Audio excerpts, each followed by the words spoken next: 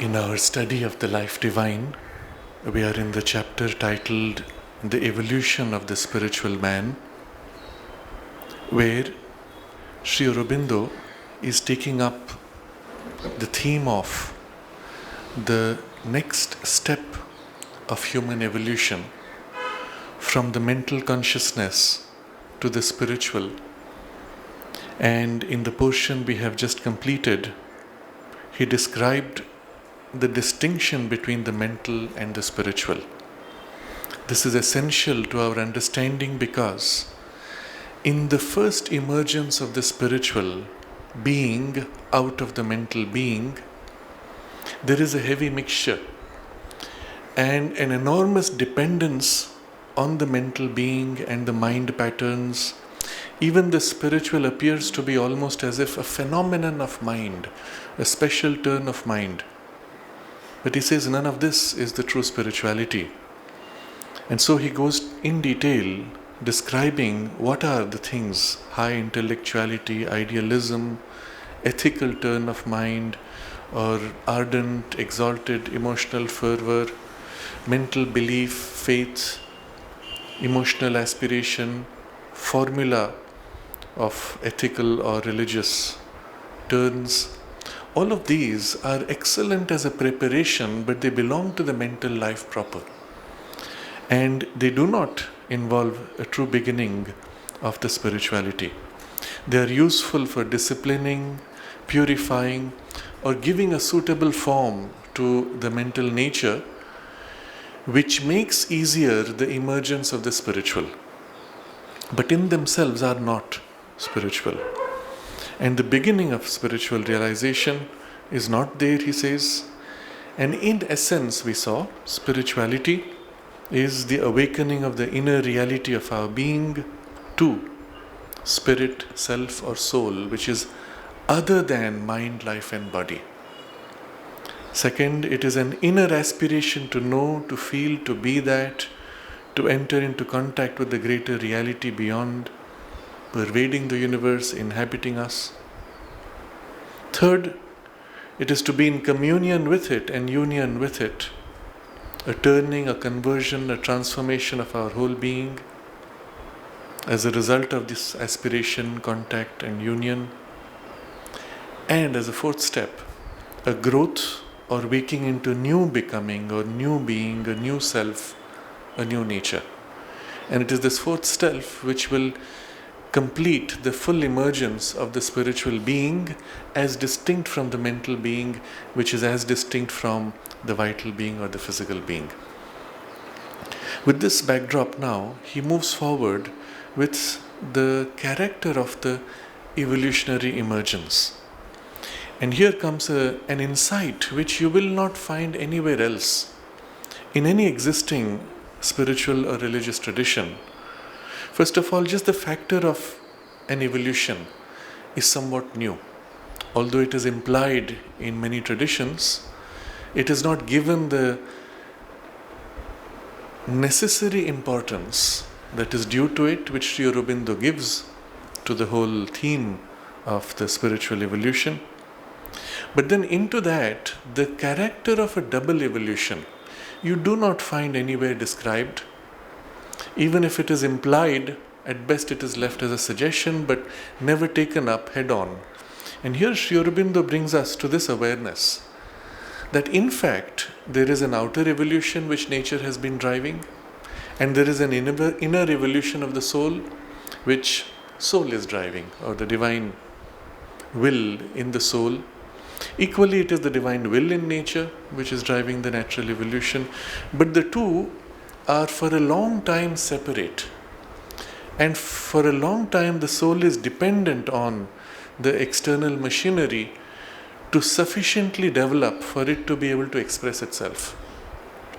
It may put out an influence, nudging, pushing, developing, but it is still dependent on that influence to now stabilize in a particular form. So Sri Aurobindo now takes up this theme of the double evolution and the relationship between the two for this next step from mind to spiritual consciousness. So we read the initial part of this paragraph last time. In fact, the creative consciousness force in our earth existence has to lead forward in an almost simultaneous process, but with a considerable priority and greater stress of the inferior element, a double evolution. So, first, who is leading this? The creative consciousness force, capital C, capital F, that is the divine consciousness as a force of impulse, which is pushing everything from within. In the Vedic tradition, this will be represented by the principle of Agni, which is the divine will embedded in matter, in all forms. And from the inconscience, it begins the whole movement of building forms and then developing the forms themselves, and at the same time inhabiting the forms and growing inside the forms.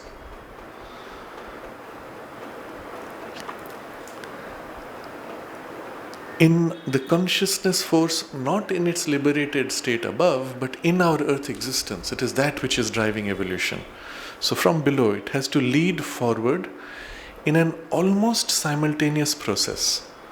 It's very interesting when Sri Aurobindo says almost or nearly, then you have to stop and ask why.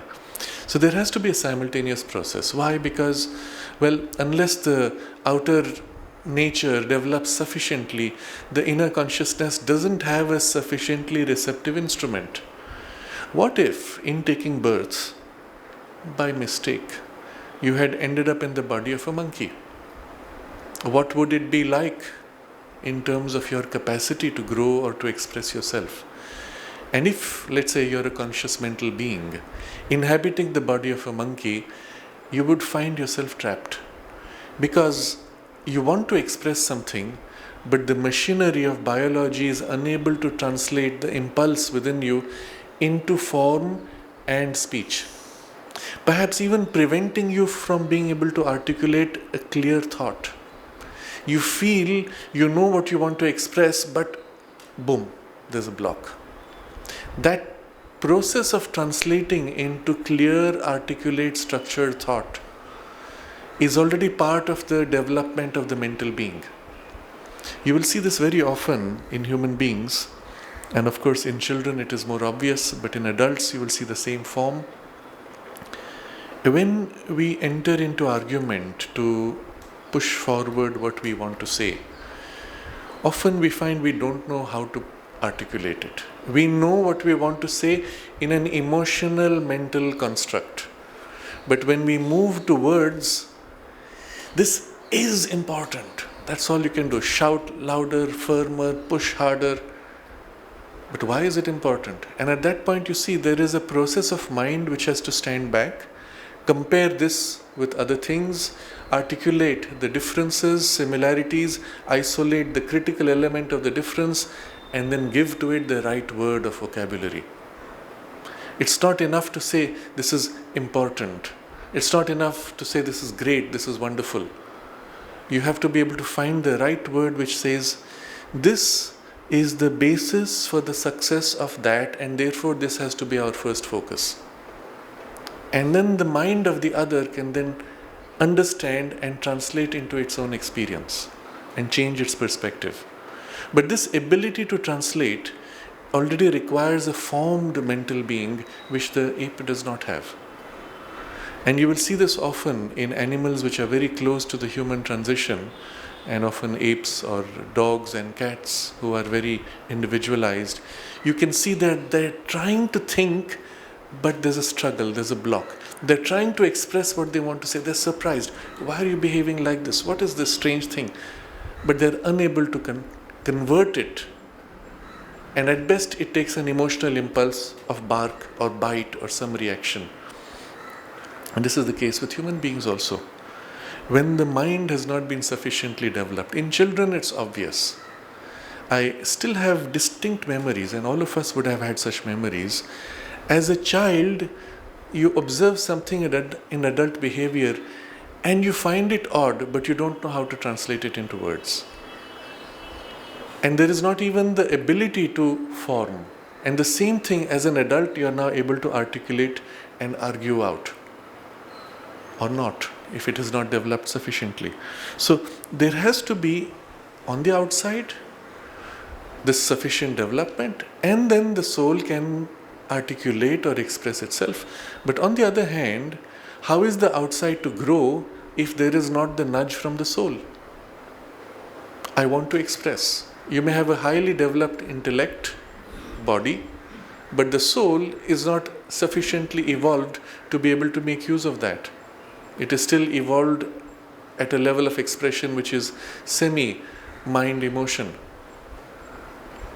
And it's no use.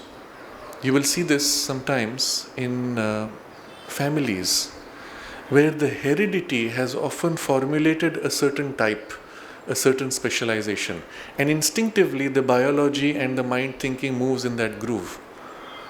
But if the soul is awake, it brings into it a dimension which is not there in the rest of the family. What makes for that distinctive character? The intention and impulse that the soul brings. And if the soul didn't bring that, you would just be living at that average, pointless, meaningless, mechanical, but distinctively of that character life.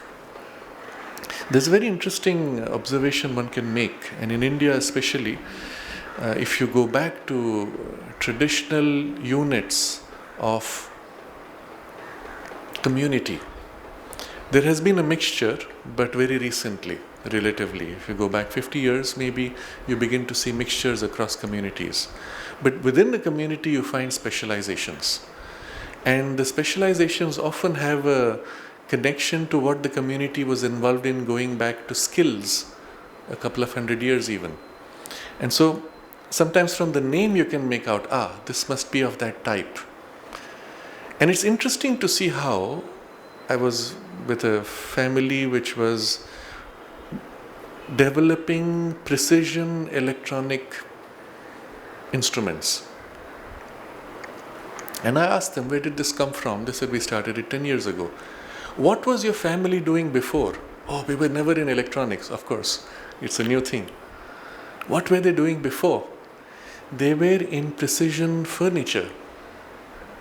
Now you see the similarity, making with precision, paying attention to tiny details, making perfect in matter, in form, and this now moves to a more sophisticated type, but the groove of type is interesting to observe. And sometimes it's quite amazing.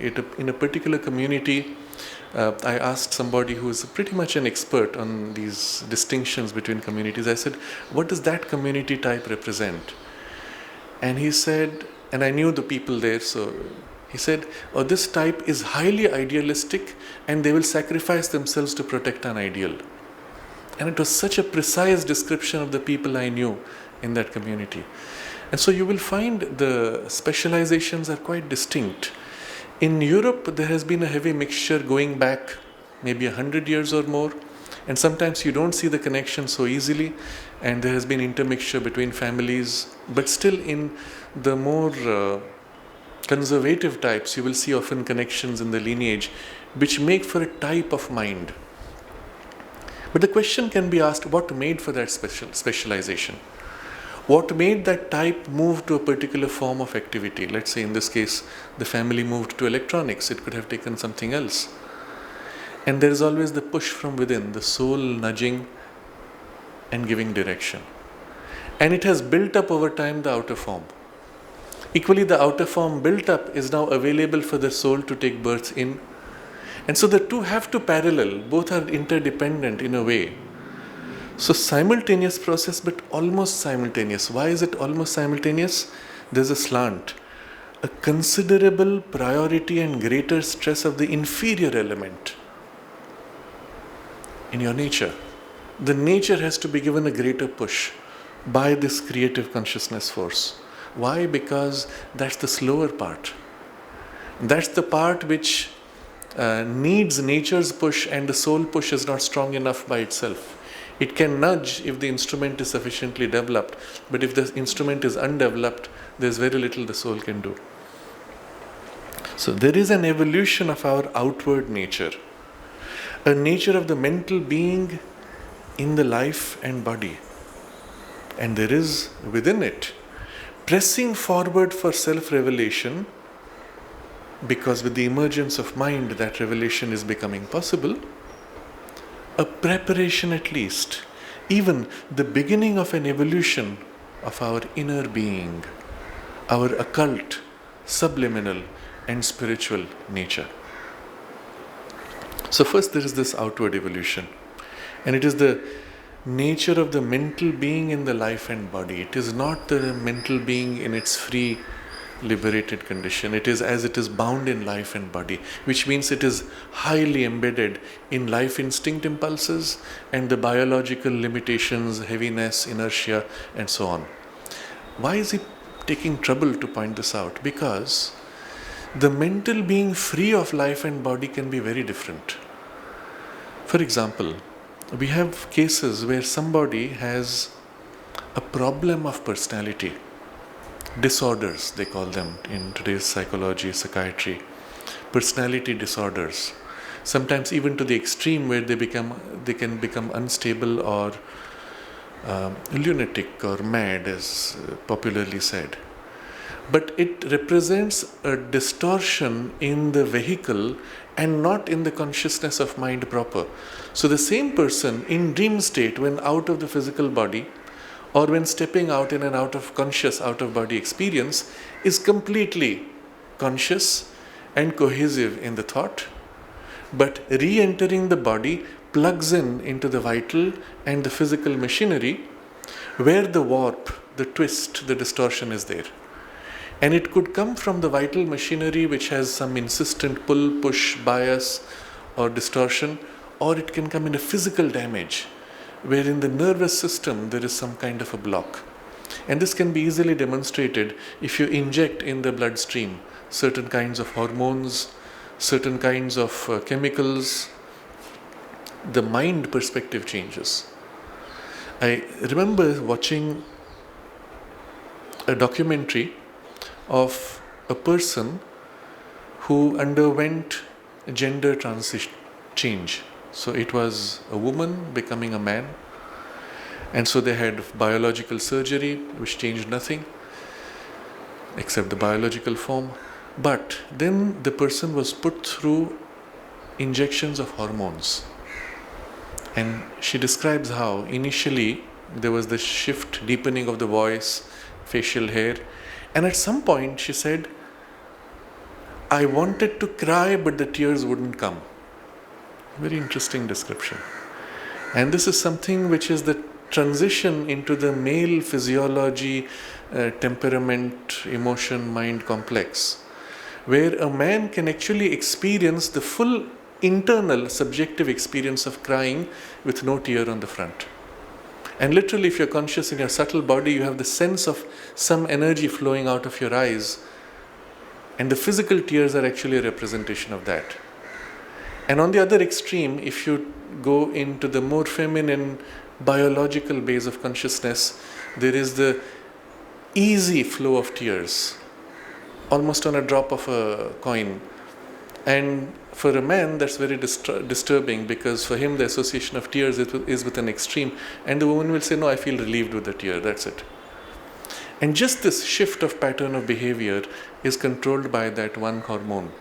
You inject it, the pattern shifts this way, you inject another, it shifts that way. Has your mind changed? Has your mental body changed? It has only got as if warped, shaped by the emotional body or the emotional impulse, which is rooted in the biology, and that's all that has changed. But it has a ripple effect in a massive shift of behavior.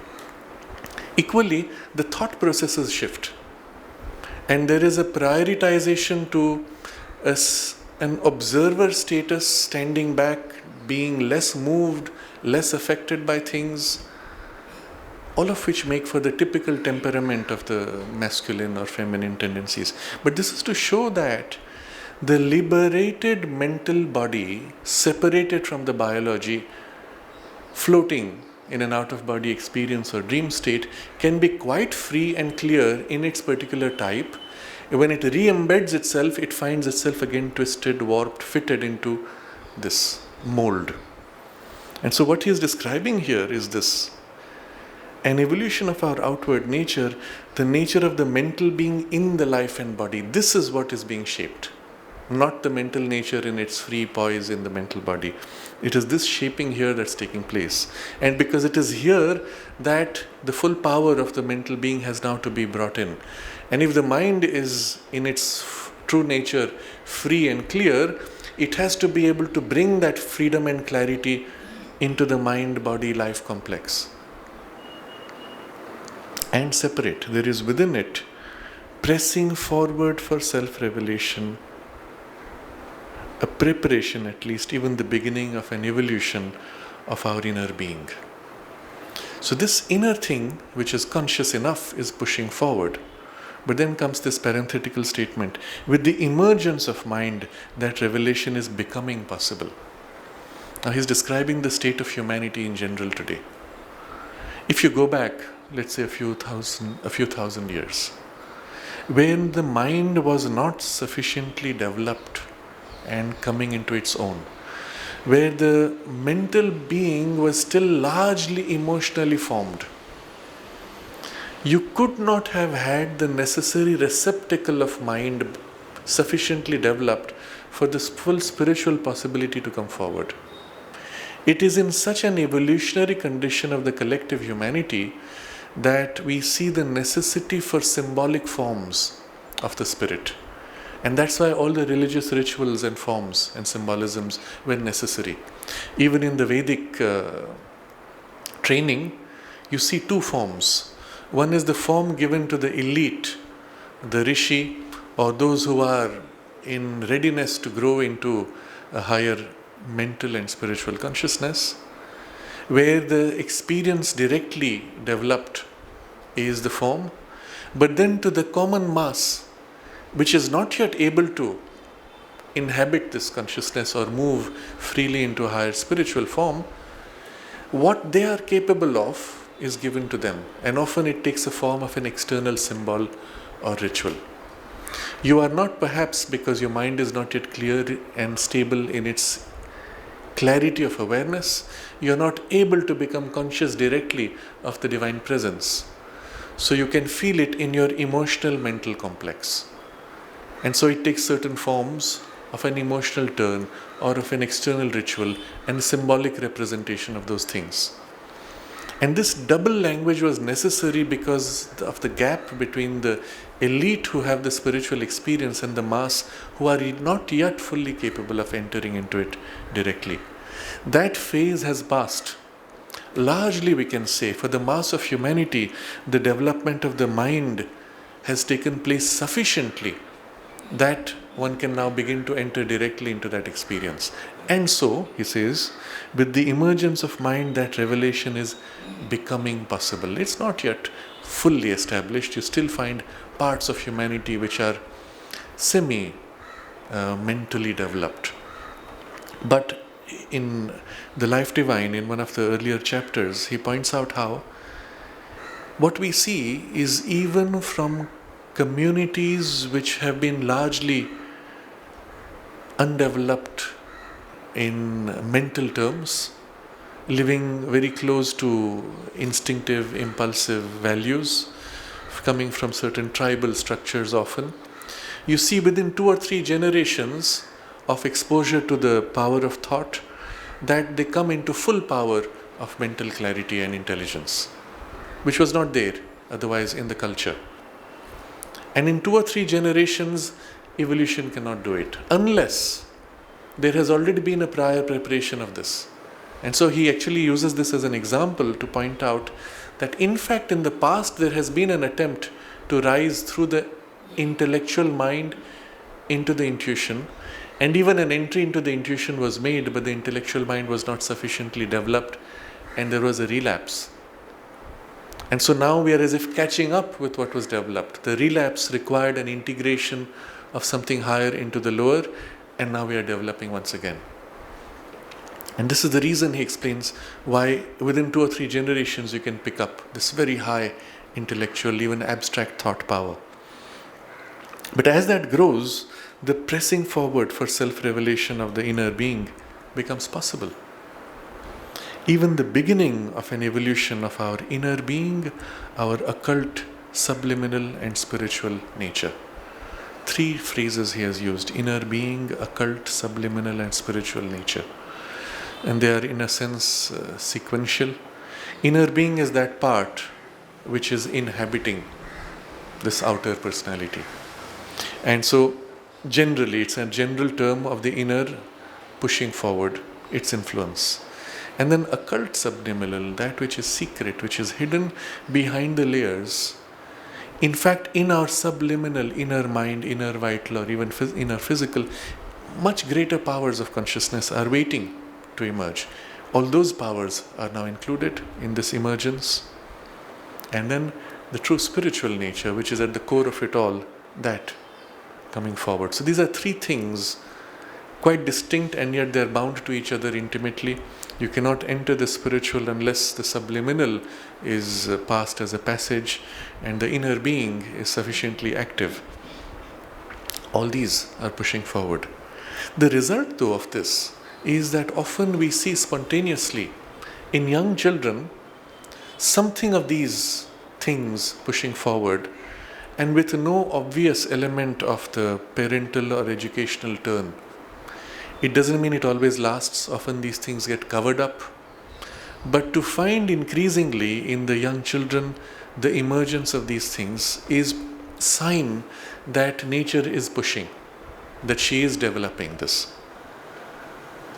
But nature's major preoccupation must necessarily be still, and for a long time, the evolution of mind to its greatest possible range, height, subtlety.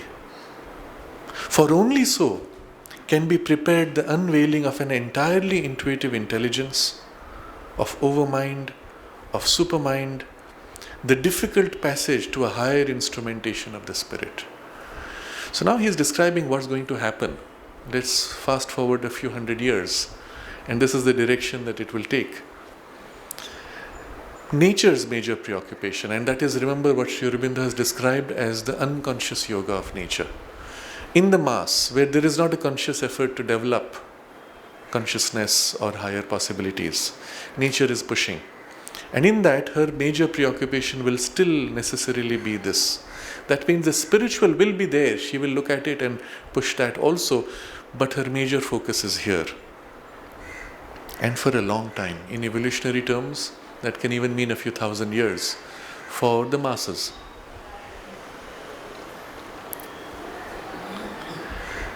The evolution of mind to its greatest possible range, height, subtlety. And the reason for this is that the unveiling of the intuitive intelligence of overmind and supermind needs an instrument which is able to receive it. Now you can have an intuition which is developed with a semi-developed mind. And what is interesting is the mind will have insights, but it will not have the ability to articulate with clarity or go into precision or represent the full complexity of what the intuition knows. You will see often, this is the case with many great saints. You ask them highly technical questions and they give very simple answers. They give analogies from their environment. An excellent example is Ramakrishna Paramahansa. He would be asked difficult questions and he would draw examples from his world, which was a very simple farming community space where everything is very close to nature. And often, for example, an analogy will be the way water takes any form depending on the shape of the jug. So consciousness takes the form depending on the shape of the personality or nature. Examples like this, which are so obvious and sometimes so profound, that they seem to suggest so much more as implications. But that's where it stops in the articulation. Now, if the receiver has a more subtle mind, he catches the other nuances which may come, or he may not. But it's accessible to everybody as a first step. But it stops there. What you find instead in the example of Sri Aurobindo is this very rich, detailed, complex, multifaceted, multi-structured, hierarchical and yet deeply intuitional articulation of an experience. You don't find that anywhere. You will not find equivalent literature in the world, spiritually, literature. You will find legal literature which may do an analysis of a constitution or some particular situation with that kind of complexity and detail, and that's the power of the mind. But then to be able to articulate with that kind of complexity and detail a spiritual experience, well, it's not been done so far. Even in the Veda, what you have, all these things are articulated using symbols. But the mental articulation with this kind of structured clarity of thought, no, it's an intuitional expression. And Sri Aurobindo, Kapali Shastri once explained it to Panditji. He said, Sri Aurobindo represents the highest developed mind so far in human evolution. But he's not just that, he's much more. But the mind itself as a vehicle is the highest developed. And what happens is, in the very act of reading and studying his writing, you find your mind begins to get shaped into this kind of richness and complexity. And he is literally imprinting it. And that's the power of the intuitive and spiritual consciousness. But using the vehicle of a logical, structured mind. So, if the intuitive intelligence has to be manifested, it doesn't need a richly developed mind. It can still manifest. But if it has to manifest entirely what it brings, then you need the vehicle of mind which is such. So what are the requirements for the mind to be a capable instrument for all this higher possibility to work through it? Greatest possible range of mind, greatest possible height of mind, greatest possible subtlety of mind. The three different facets of the mental development. Think about what that means. Range has the sense of a horizontal expanse. You notice in the mind as it used to be, going back a couple of decades, couple of centuries, there would be often depth of training, but not width. So each one specialized in his own particular area, and that was considered a great thing. Today, the turn of mind, instinctively, even in children, because of the push of nature, by the way, is widening, horizontal. I want to know a little bit about everything, and I don't care to go into detail. And this is the first sign that this push, greatest possible range, is nature's first preoccupation. She has not yet got into height and subtlety. It's just range that she is focusing upon. And you notice little children today have been exposed to a wide variety of ideas, and often quite complex and rich. Not that they can embody them, but they've been exposed to, and that's just made the sense of mind more wide. If the mind is capable, it has also become a little more rich by this exposure.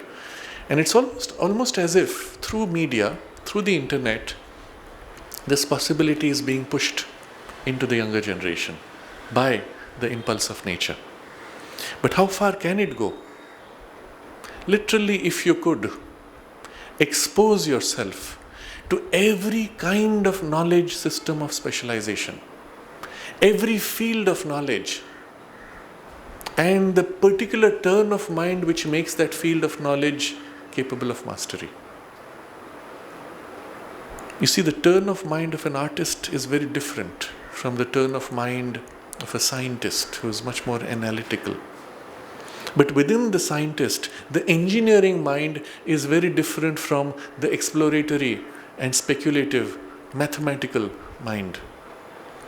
The mathematical mind is very different from the applied physics mind, because mathematical can get into speculation. Let's conceive of millions of universes of different kinds and imagine how they could be organized, and structures possible of organization of universes. And the applied physics just goes to what works. And out of that, the engineering mind, how do I build it? But it's not going to get into speculation.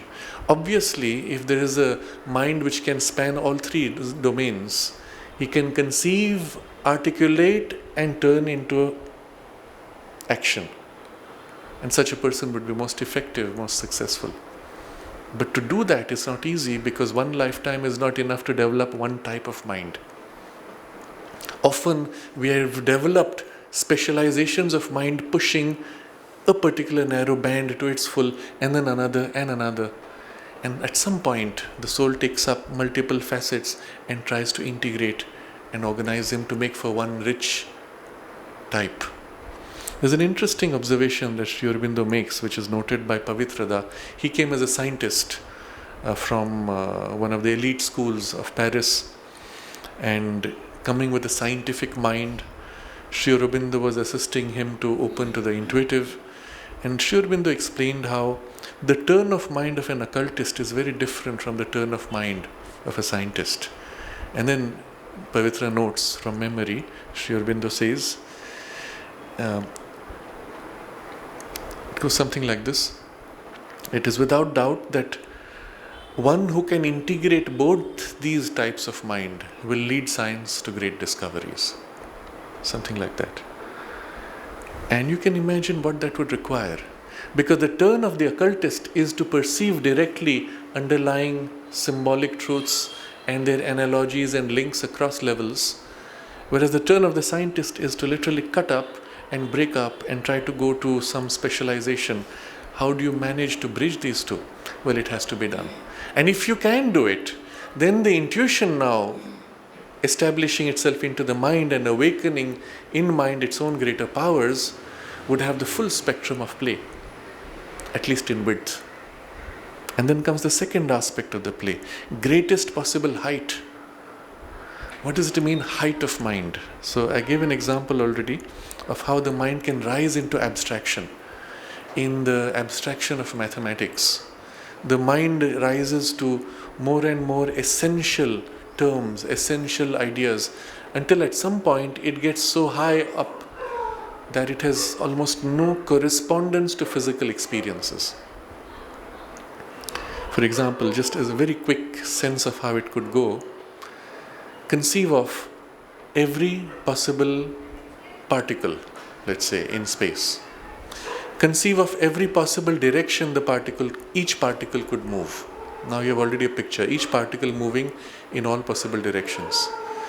Conceive of every possible intensity in each direction that the particle could move. Okay? You have some sense of that? And now conceive of all possible directions and intensities in this direction as distinct from that direction, as distinct from that direction, as being separated in different groups. So all particles moving in this direction is one group, all particles in that direction, each is like a set, a collection. Okay? And then each unique direction and intensity within each becomes as if a vector. That's what we define as a vector. Now you see how the level of abstraction, complexity, sophistication of the mind, and if you could follow it through, okay, and what's the point of it, you will say. But to the mind which is now into this, it says, wow, wonderful. A vector is defined not as a point moving in a direction with an intensity, but all possible points moving in a direction with an intensity. And all possible points in all direction and all intensities makes for the totality of what we will call vector space. Very interesting concept.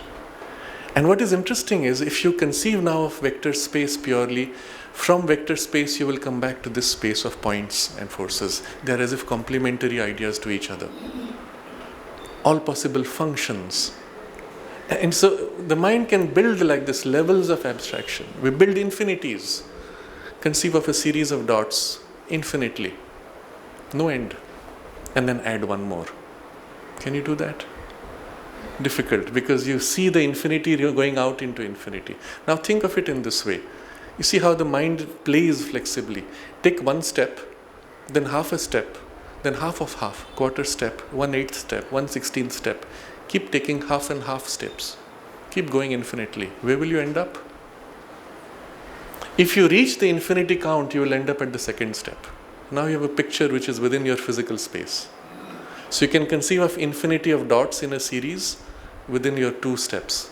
Okay? Now put 1 step after. So here's your infinity plus 1. Interesting? Now notice in the mathematics how the mind speculates. All of these treat each of these steps as houses, and now you have clients who come, guests who come to live in your houses. Here's your hotel of an infinity of rooms, and you just have an infinity of people who have come in. They lodge infinitely, no problem. And now a new person comes. What do? Can you house him? Here's the interesting thing. You tell each person in your infinite hotel, can you shift to the next room, please? And the new person is lodged in the first room. No problem. So you can add more and more people infinitely. So you have an infinity hotel with infinity of guests, and you've just brought in an infinity of more guests, and there's place for everybody.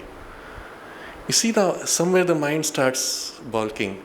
We are used to thinking in finites, to think in terms of infinites. In infinities, you can add any number to the infinite and you'll still have the same infinite, the same hotel room structure. So, any number plus infinity is the same infinity. Keep on adding, no problem. Keep on pouring, it still takes it in. Within this picture which you have of 2 feet. Interesting. But now remember, we did 1 step after. Infinity plus 1 represents a new level, a new paradigm, as if a new grade of, and from there you start counting 1, 2, 3, 4 into infinity. And then you accumulate infinity plus infinity plus infinity, and it makes as if a new level of an infinity. And so there are ways, you see how the mind is building realities which have no physical correspondence anymore. But they have a vivid mental reality. They do represent realities of the mind consciousness and could be symbolically represented in the physical world, but otherwise they don't exist in the physical world. But to the mind space, so much more is possible. In fact, you have hierarchies of infinities going out into infinity of hierarchies.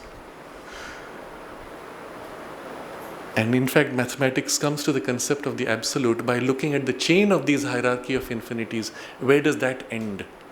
It doesn't end again. But the sum total of all these infinities is the absolute omega. And that's how mathematics actually through the mind glimpses the infinite. Amazing. But you could train your mind not only to get familiar with these things, but to begin to live in this kind of a world of rarefication of thought. So height takes another form. I've taken a more mathematical approach to this. But the implications of this, the way you start looking at the universe, actually is beginning to approach the way the divine looks at things. And so there's a mathematical theorem. Now remember, we are thinking in terms of infinites, not in finites. Take an apple, cut it up into slices. How many? You make 4 slices, 8 slices. Let's make an infinity of slices. Obviously you can't do it physically, but you can do it in your mind. Okay? Or an infinity of layers, peel off layers, an infinity of them. Now take the sun, which is so much bigger, and slice it into an infinite slices, or layered infinity of layers. Okay, in your mind you've done it. Apple, small, sun, big, infinity of layers. Notice you can map each layer or each slice of the apple to one slice or one layer of the sun. Exactly 1 to 1. Nothing is lost. In other words, and this is the theorem in mathematics, you could take the sun, dismantle it, so to say, slice it into an infinite parts, and then rejoin it in a way that it becomes the size of an apple, and nothing would be lost. This is true in the mind space, in the nature of mind's perception of reality. Isn't it? You can see, you can perceive this. This is how the divine sees things. To the divine, the sun and the apple are equivalent. They're equally important, equally large or small. From the consciousness that lives in the infinite, the perception of the finite is totally different. Everything is equally important, although differently formed. The infinity perceives itself in all finite appearances. This is the divine's way of looking at it. And mathematics actually rising in its rarefied state is approaching the perception of the divine. Interesting. You could, in fact, through mathematical symbols and such training of the mind, begin to perceive things through the mind the way the divine sees it. And if the mind has been so trained to so look at the world, when the intuition begins to fill the mind, it has a ready instrument through which to manifest its infinity and its view of the world through the infinity consciousness. Isn't it? Otherwise, it has to take your limited, finite habit of mind thinking and kind of stretch it, expand it, and teach it to begin to see through the infinite. And while you may have the experience of the infinite, you don't have the power to articulate, because the mind has not been made flexible or high to be able to articulate this. But if it has been prepared, this would be wonderful for the descending consciousness. Of course, it can go two ways. From below you can prepare, it takes time. Or from above you bring the experience, and now the infinite consciousness pouring in shapes. If the mind is flexible enough, if the mind is subtle enough. So that brings you to the third aspect. Greatest possible subtlety. And subtlety, you could see it in two ways. It responds to the tiniest nuance, recognizes tiniest suggestion. It's a kind of a receptivity to tiny shifts and differences. In the same way as we have subtlety to the touch. A skilled person can touch surface of cloth and tell you what type it is, and perhaps even where it was manufactured or which company manufactured it, because of the distinctiveness of it. A musician listening to a violin play can say, this is one of those old models, Stradivarius. It has that particular rich tonality. And someone who is a neophyte will say, how do you make out? But the same thing happens in the character of thought itself and the subtlety with which thought looks at nuances of ideas.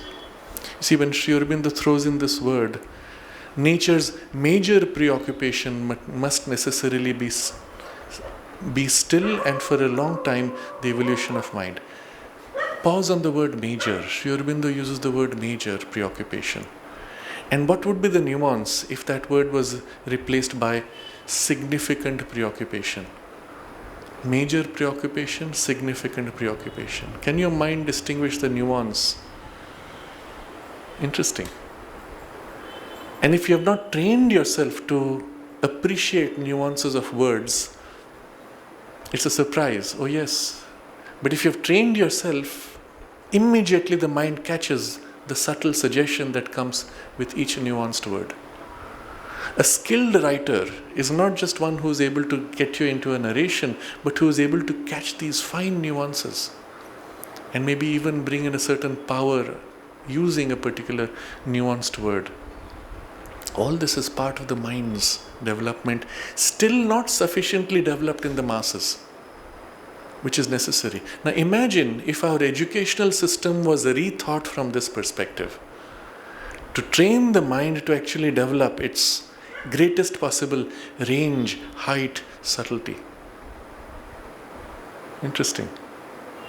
We would make it ready for this higher spiritual possibility to.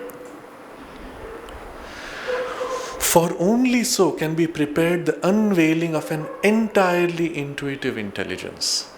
Otherwise it will be partially intuitive, not entirely. And so the mind has to be trained and rarefied to its highest possibility until it can open out to a direct contact with the intuition, descending and filling it. Now this is something which you will recall in the Synthesis of Yoga. Sri Aurobindo describes 4 exercises for developing the intuitive mind. First, teaching the mind to become silent and remain silent. Second, to shift the center of thought above head, which brings it closer to the center of intuition, free of the brain and free of brain fatigue. Third, to wait for the initiation of any action or thought from the intuitive consciousness rather than your mental will. And then the fourth is to precisely develop all the faculties of your mind to their highest rarefied extreme, where they as if exceed the limits of mind itself and now begin to join with the intuition. And that's when literally the intuition plugs in and flows through. such a richly developed mind with range, height, subtlety.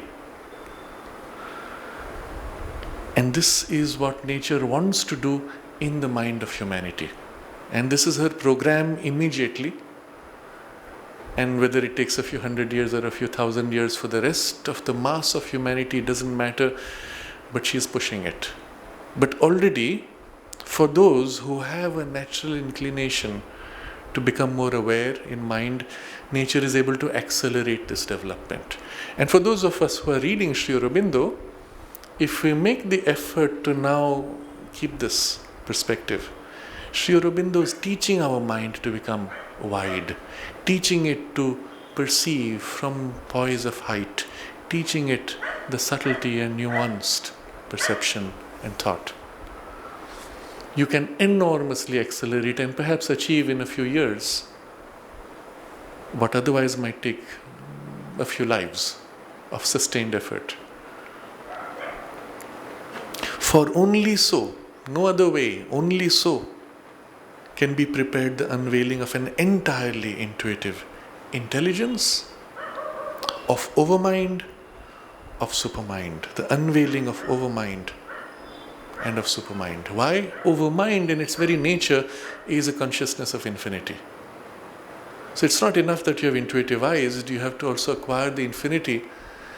And if overmind, a single thought of the overmind is infinite, and your mind has to become a vehicle for its expression, unless your mind is habituated to seeing vast, large, embracing thought, it's not going to be a ready or fit instrument. It will necessarily reduce or break up the overmental thought into many pieces. And of course, supermind is not only infinite, it is oneness in infinity, which requires the mind to cease to break up entirely. It must be able to hold, literally lose itself into the oneness and yet be able to articulate without losing the oneness. And that's why he says, the difficult passage to a higher instrumentation of the spirit. So, mind is going to be literally driven out of its limitations until it ceases to become mind as we know it. Sri Aurobindo, not in the Life Divine, but in his last few articles, speaks of how this transition could take place in what he has called the mind of light, where something of this higher consciousness is able already to seize upon our existing mind and awaken in it the ability to know without error, although within limitation. It doesn't free from limitation, but it frees from error.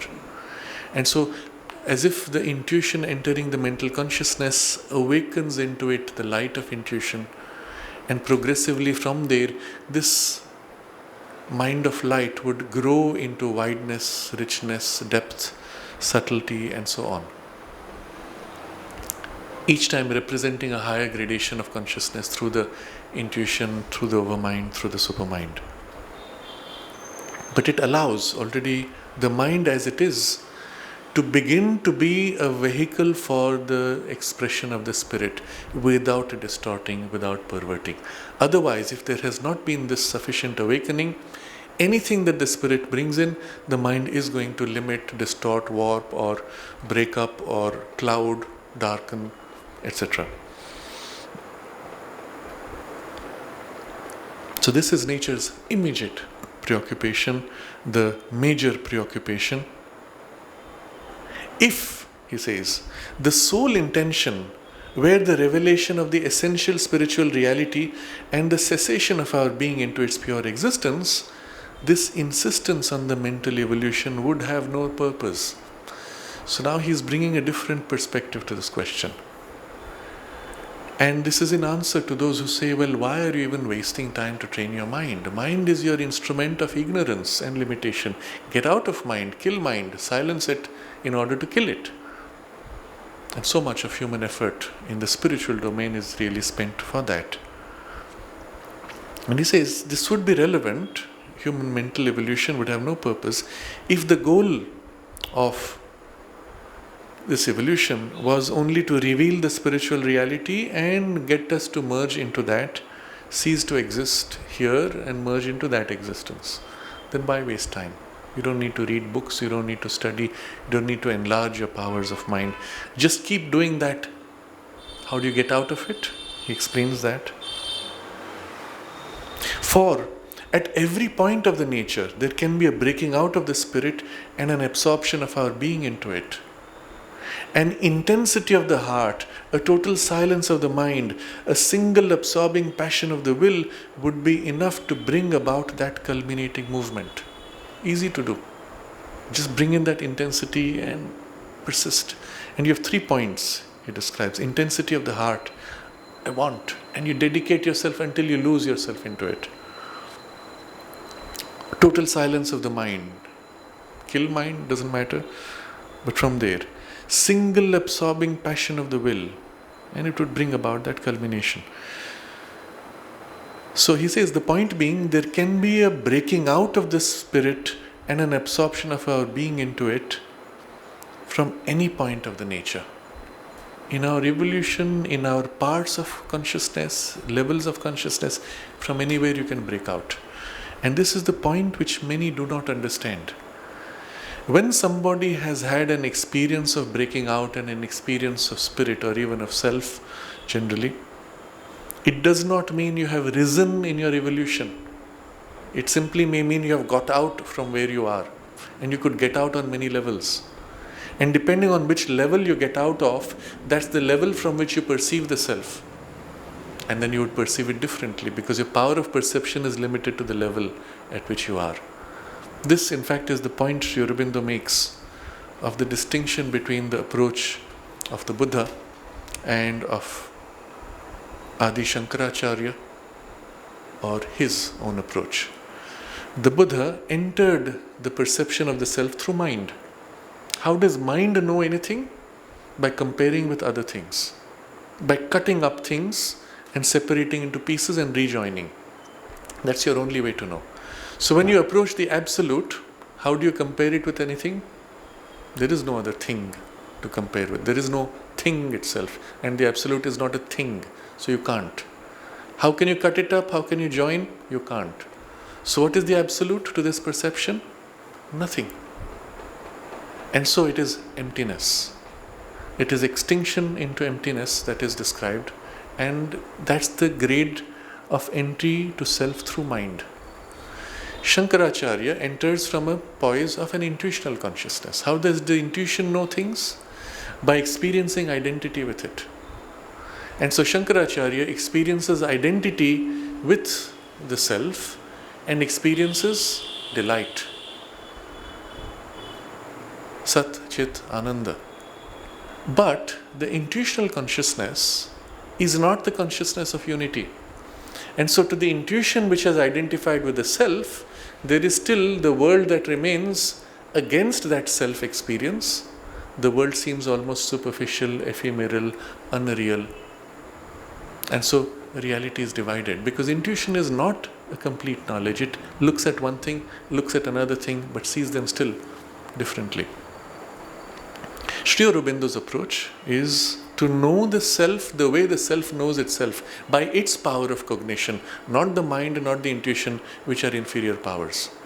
And so it is, of course you can approach through each of these, but know that you're only perceiving an aspect of self. But ascend in your power of cognition until the power of self to know itself, which is the supermind, is your way to experience self. And then you know all these experiences as aspects of it, but you know it and world as one. And the whole perception and the experience and the purpose of life, of course, is differently seen. The point being, you can get out at any level. And if the goal was to get out, none of this evolutionary development would be necessary, which is typically what you're taught in many of the current Vedantic systems. And so the point that nature is pushing towards this evolution is evidence that those goals are not nature's intention.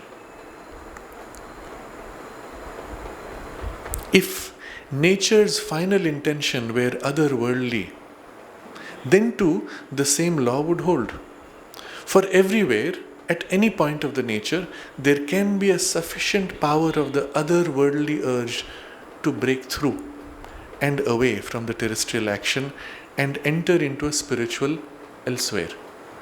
So if the goal was otherworldly meaning, you have to now recognize that the physical world is a world of ignorance, and the aim of life is to enter into some subtle reality, a subtle physical domain, or some higher reality.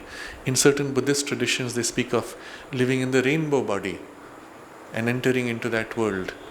Or in certain esoteric traditions of Christianity, they will speak of abandoning this world to enter into a subtler grade where you do not have this domain of suffering or ignorance. In some of the Mayan practices, similarly, there is this idea that through certain processes, you'll finally get out of and live in the subtle body, in a subtle domain, which would be wonderful. And so, ayahuasca and such drugs are your gateway, so to say, to make that transition. But the goal still is otherworldly. And same point, he says, you can get out at any level. In fact, this is what happens when you take drugs. You are basically exposed to the universal consciousness of that grade at which you are at. And suddenly you find yourself, I'm free of this body, I'm one with the universe. I've experienced oneness, I've experienced spirituality. No, it's not spiritual. In the very definition, as we've seen earlier, it is not spiritual. But it is a glimpse of a universality on that level. And that's why the state in which you enter the drugs makes a huge difference. You enter in it in a consciousness that lives in a lower vital, fear-based habit. You open out to the lower vital domain where you experience terrorizing experiences. Or if the skilled practitioner helps you turn to your higher aspiration, you have glimpses of the higher. So I was once present in a group. Unfortunately, they believed that they were entering spiritual domains. They had some Mayan person who was about to give them little pills to enter into what they thought was spirituality. I happened to be there, and out of politeness, I couldn't say that I'd rather not be here. But I said, okay, I'll sit, but I will do my own thing.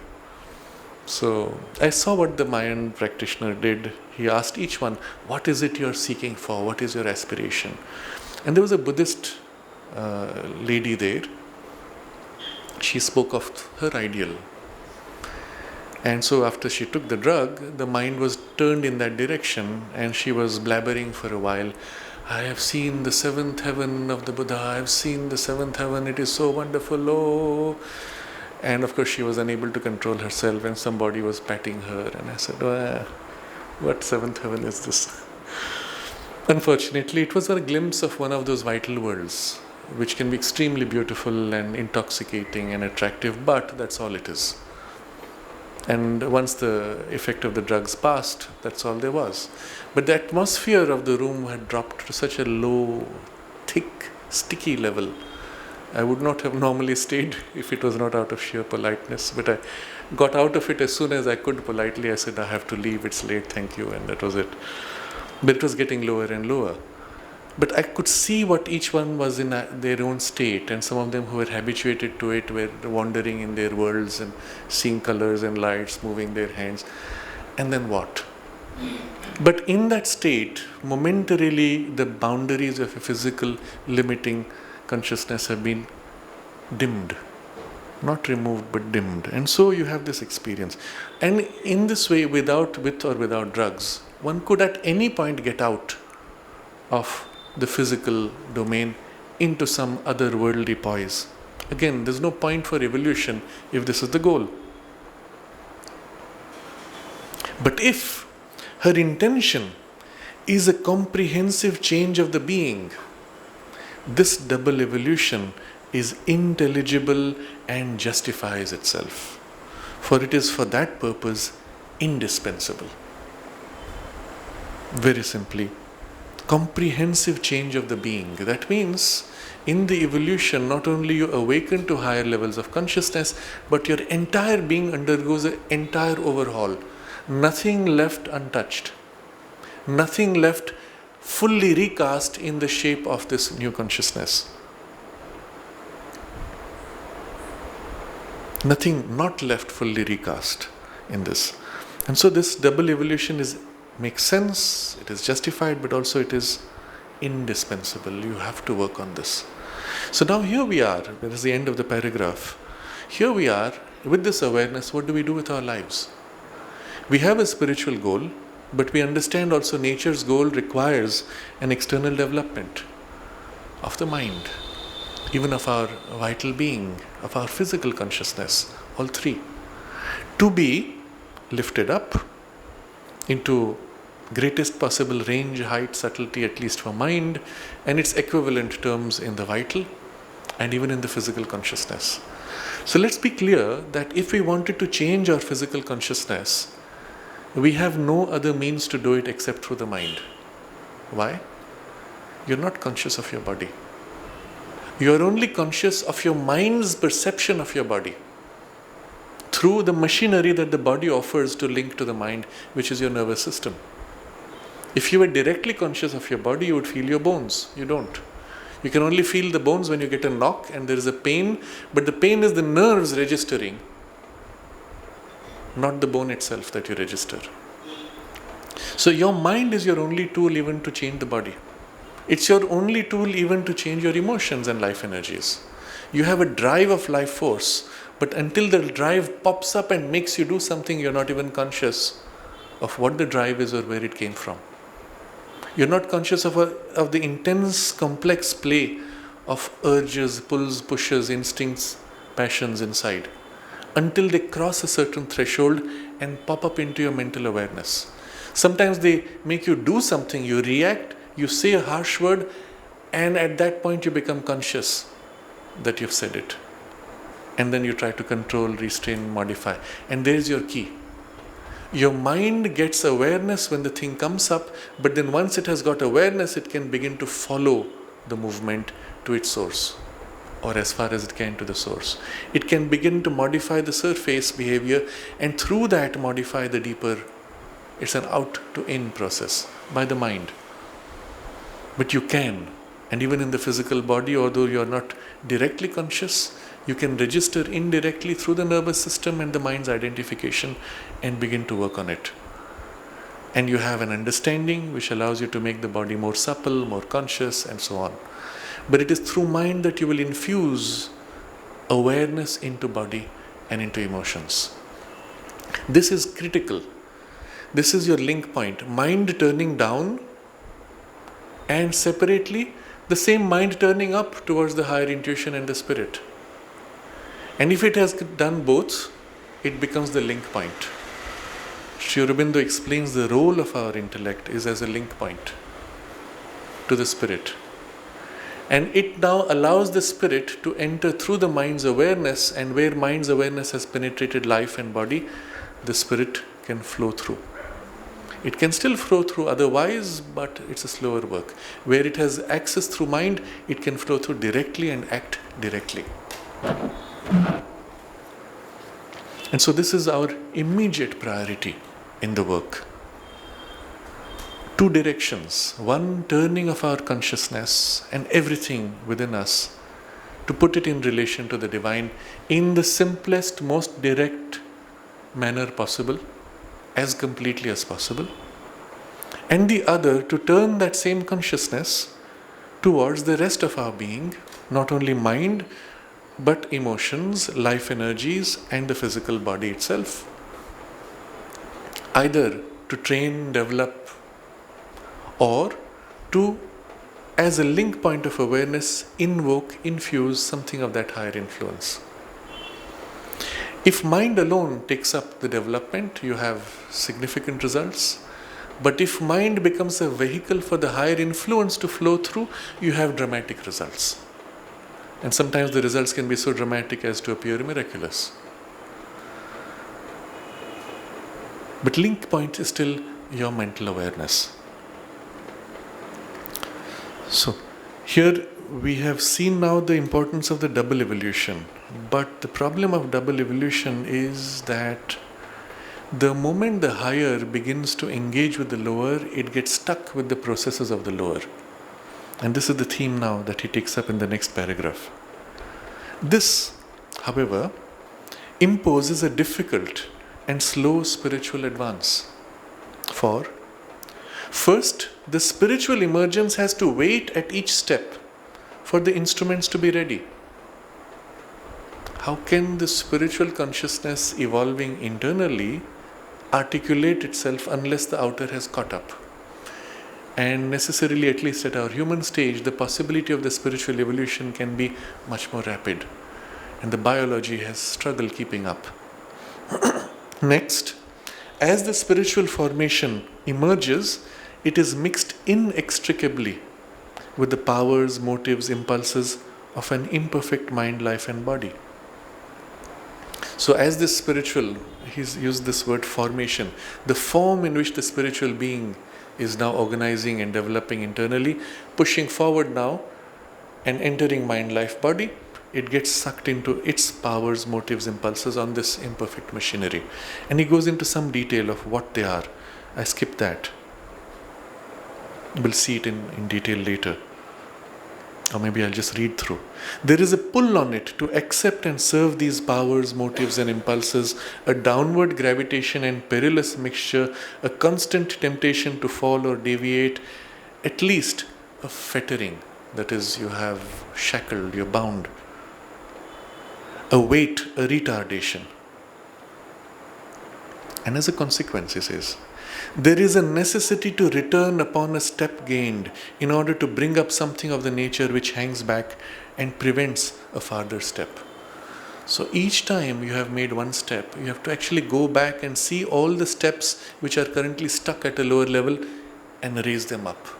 And again you are able to make one step in the inner and again have to dig down all the other levels, pull them up suitably. And each step of the rung of the ladder, you're not leaving behind the rest. You have to turn back upon the rest and lift it up to make it aligned to the higher step.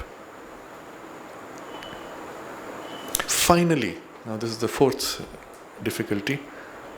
Finally, there is, by the very character of the mind in which it has to work, a limitation of the emerging spiritual light and power, and a compulsion on it to move by segments, to follow one line or another, and altogether to leave altogether or leave till later an achievement of its own totality. Remember, mind has specialized forms, approaches, temperaments, types. So if the infinite wants to express itself through the mind, well, the mind is only going to develop one side first, then another, and in pieces. And how do you integrate them? It's difficult for the mind to do that. So these are four broad difficulties which are imposed for the spiritual emergence to take place by the very nature of this outer being. Now, I want to pause here because we'll look at each of these difficulties and their character in some detail next time. The fact that Sri Aurobindo takes pains to mention all these in detail when he speaks of powers, motives, impulses, downward gravitation, perilous mixture, we need to look at what they are, because to become conscious of them in us helps. You're conscious, this is what is happening, you can then correct for it more easily. Otherwise, I don't know what's happening, but each time that there is this descent, this happens. There's a revolt, there's a reaction, I fall sick. Why? Well, become conscious. And here is a full roadmap in rich detail of all the things. And of course, as a lawyer, he gives all the possibilities, nothing is left out.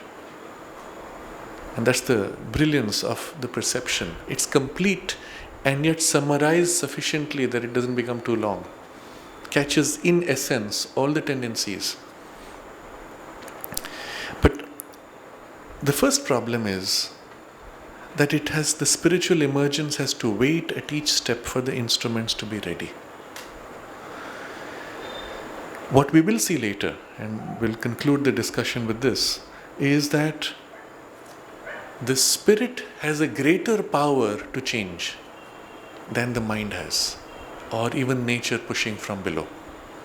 And so the method he will describe is, rather than struggling with this change, you first focus on developing, deepening the consciousness within. When you have developed and awoken there, bring the power of that into this instrumentation. And that greater power can change it more rapidly than nature can. And yet what you're doing is not contrary to nature, you're aligning, assisting.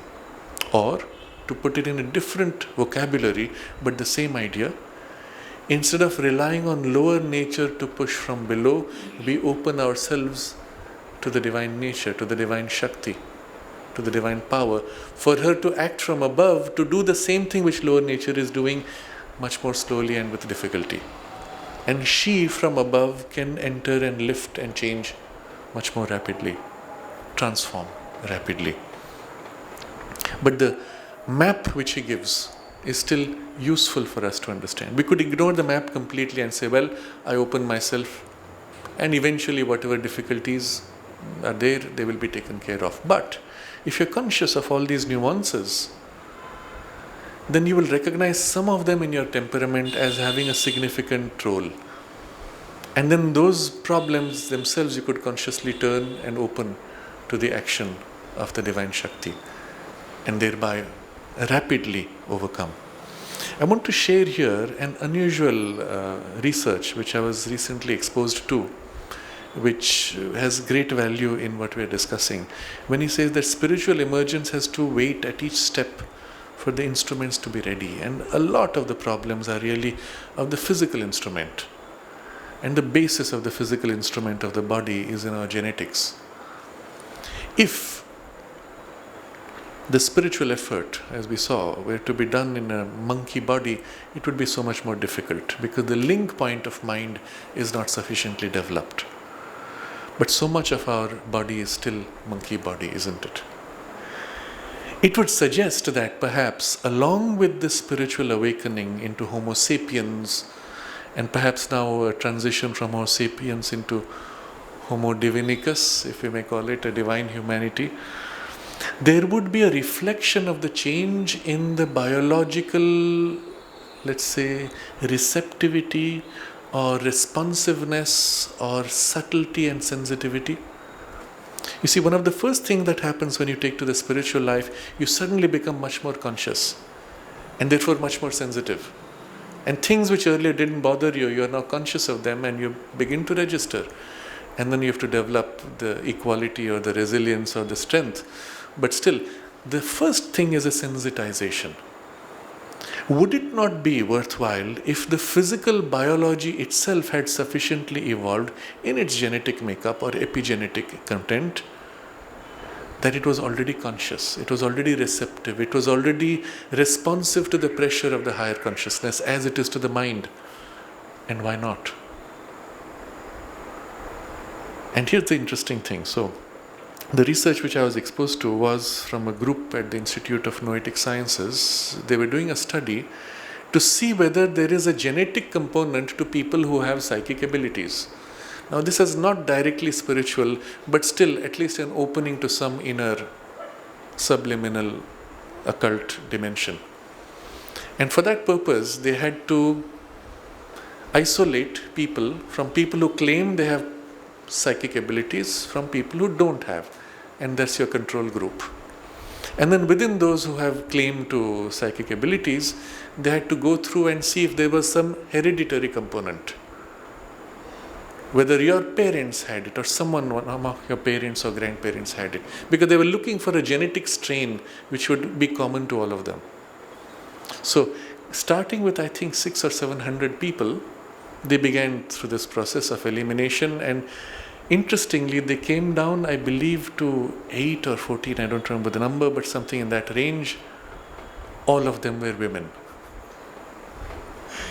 So the chief scientist for the project, he said, maybe there's something to it, that women are the carriers for this genetic component, or they tend to be more inherently able to receive or carry. So then they did their genetic analysis. And they discovered all of them had one particular gene which was in common, which was not there in those who had none, no psychic powers. And that that gene is known gene associated with certain higher faculties of perception or discrimination of the mind. So it's like the gene which is influencing the part of the brain or the function of mind relating to distinguishing good and bad or something of a higher nuance of value. So I don't remember the exact vocabulary they used, but to me it immediately suggested values which we associate with the spiritual. Of course, their problem was this: we don't know where this genetic mutation comes. Whether at all somebody goes through a rigorous training process of meditation practices, and as a result of change of consciousness, it reflects in the gene, or whether the gene can be inherited and as a result you have this ability. So they are stuck with the origination of it.